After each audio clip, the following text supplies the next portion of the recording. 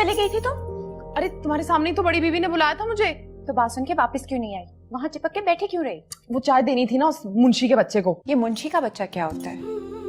तमीज से बात करो। मिजाज में तब्दीली आ रही है, पसंद आ रही है मुझे ये तब्दीली। अच्छा है, वैसे रोज का आना जाना होगा ना तो हालात बड़े बेहतर हो जाएंगे। अच्छी बात है। रोज आना जाना?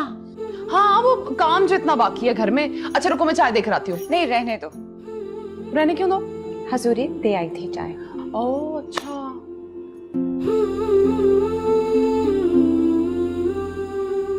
हमारी दुर्दन जैसी नेक बायाबाद बच्ची अगर फाखरा चिराग लेकर भी ढूंढने निकले ना तो ढूंढ नहीं पाएगी।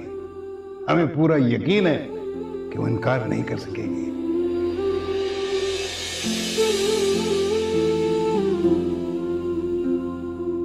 हम बिलाल के बारे में क्यों सोच रहे हैं?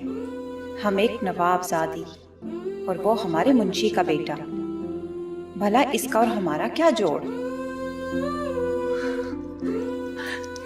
इतनी खुश हूँ, बहुत बहुत बहुत खुश हूँ तुम्हारे लिए।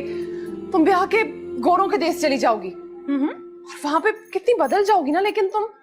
हम क्यों बदलेंगे? हम तो ऐसे ही रहेंगे। पता है, मेरी भी कोई खाला फूफी कोई चच्ची होती ना इतनी अमीर, बड़ा मजा आता। और फिर वो अपने बेटे के लिए मेरा हाथ मांग लेती।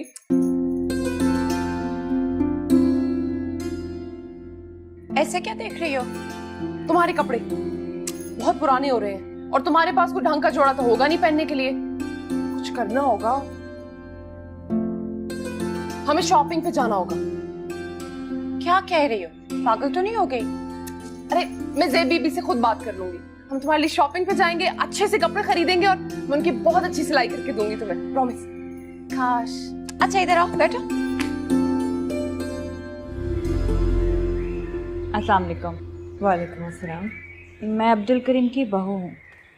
अब्दुल करीम? बीबी मुंशी अब्दुल करीम। ओ अच्छा।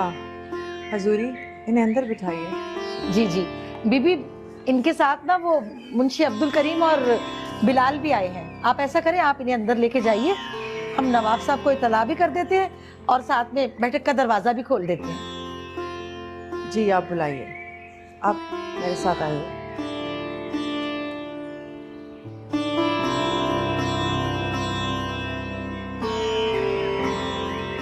मन सी